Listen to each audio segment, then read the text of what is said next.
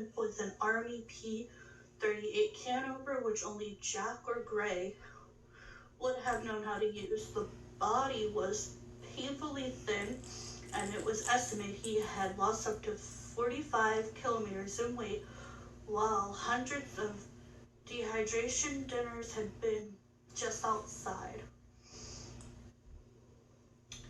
The growth of beards on his face suggests he had been hiding in the jail for up to 13 weeks before he succumbed to starvation.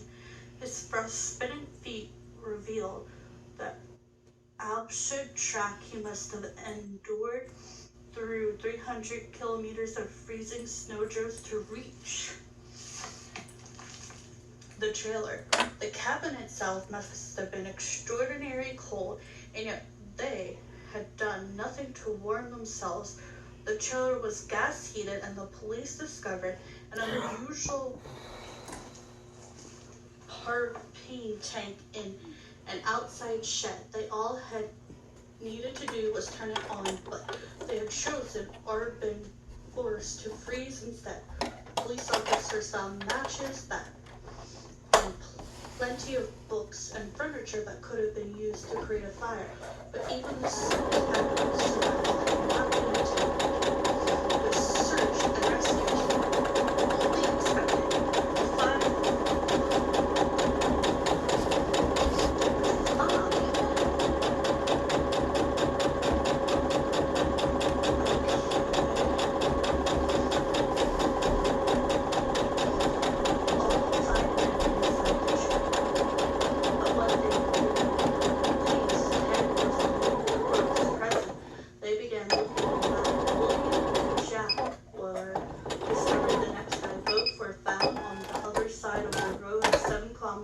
from the trailer. William, no more than a collection of bones on the forest floor, while Jack's half-eaten body lay further up by a stream. Wild animals had clearly found him long before the police. The distraught family trailed towards the search. Jack's background was clever enough his heartbroken father. All the pieces of his clothing, his small finger identified was discovered at the bottom of the around the corner. Like in the outskirts, rangers found blankets and rusted torch by the side of the mountain track, but it was never established if they had been used by the men or had merely been discovered by the last year's hiker. Although this was all highly strange, the biggest question on the minds of the search and rescue team was obvious. Where was Ray? Gray has vanished without a trace. How interesting. Let's continue. Okay.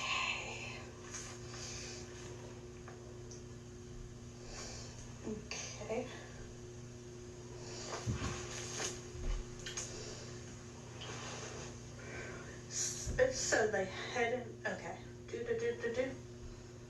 Everybody seemed to come up with. Okay.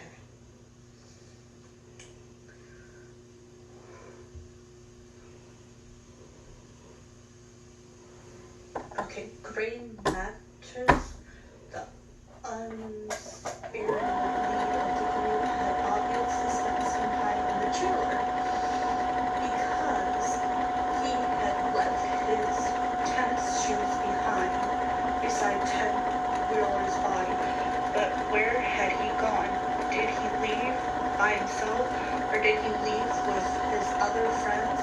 If so, why hadn't the Rangers discovered his body? Nothing seemed to make any sense.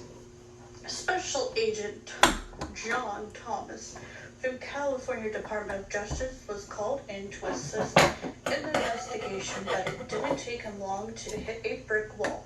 Just as his procedures had, everybody seemed to come up with theories, but nobody gave him the facts he so desperately needed. As reporters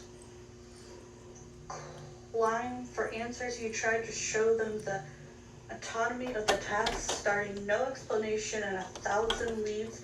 Every day you've got 1,000 leads. As time crawled by, it becomes apparent that the police could not give the families what they wanted. Closure was a luxury these parents were likely to never, ever get. The aftermath. 40 years later, and the police are no near to solving the Prelex mystery. What exactly happened to the five is unknown, and it remains unlikely to ever be solved. Warm spring falls have followed the bitterly cold winds and heavy snowfalls of the Sierra Nevada mountains for decades, but no new evidence has been revealed.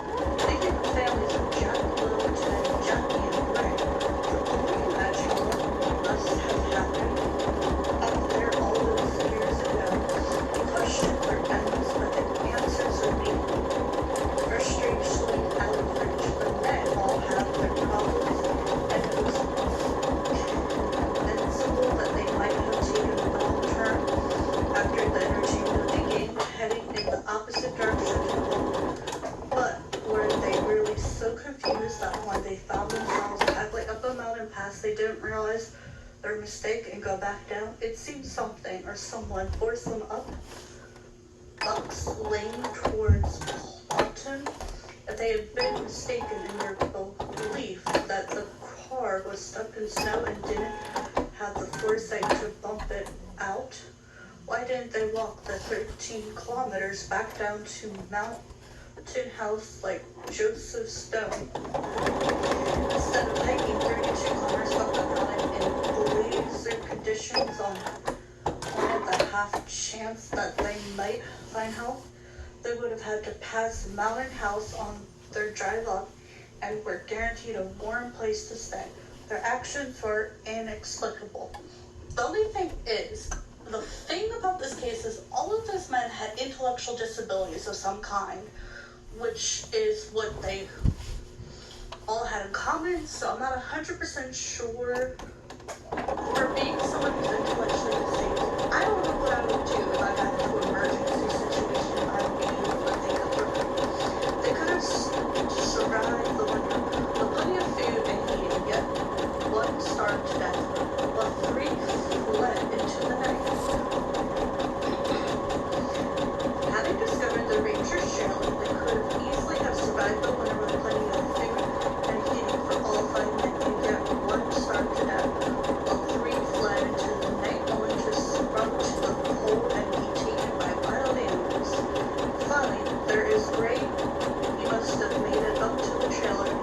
He left his trees before disappearing. Presumably, he took Ted's news after his friend passed away, and therefore it was most likely he who carefully wrapped Ted's body in the sheet. But Ted lingered for some months, so Greg must have been there too. If the food had remained untouched, he must have been equally starving. Police considered various theories. Most believe that Gray's body is somewhere up in the mountains, swept away by melting snow or dragged off by deranged animals. His stepfather continued to search for his glasses. I don't think a bear would have eaten that, he said. Perhaps Gray had an episode after a few nights without his medication. The men would have been afraid and left, straining out in the snow only to die. Ted's frostbite would have kept him in the trailer, unable to leave, but even this new theory doesn't explain why they were up there in the first place. Did someone force them up to die? If so, why and who? Jack's mother is convinced there were sinister motives and that her son was either tricked or threatened. The other parents are equally speculating that their men merely got confused and believed that dark forests were at work that night. One thing is for certain, as Under Sheriff Jack Bitchman has expressed, this case is bizarre as heck. Ooh, the Chicago spinal nerves. I've already talked about that one, so we are going to skip over it. I really don't need to talk about it because I have gone through all of it. The mysterious disappearance of one. Not even the greatest of Magans can vanish into thin air. So where did these poor souls go? Vanish into thin air. Okay, so that will be our next case. Thank you, and hope you all enjoyed this really sad but kind of interesting piece about these poor men who were all intellectually disabled. And I know we want to be treated like they're individuals, but at the same time, I'm just like, some of us, I mean, just letting, I don't know. It's so complicated how to feel about this. From being someone who's intellectually disabled, I honestly don't know. Like, I would think I could handle this if I got lost in the woods. I was a Girl Scout, but at the same time, without my medication, who knows? But it was mysterious of the AUBA County 5.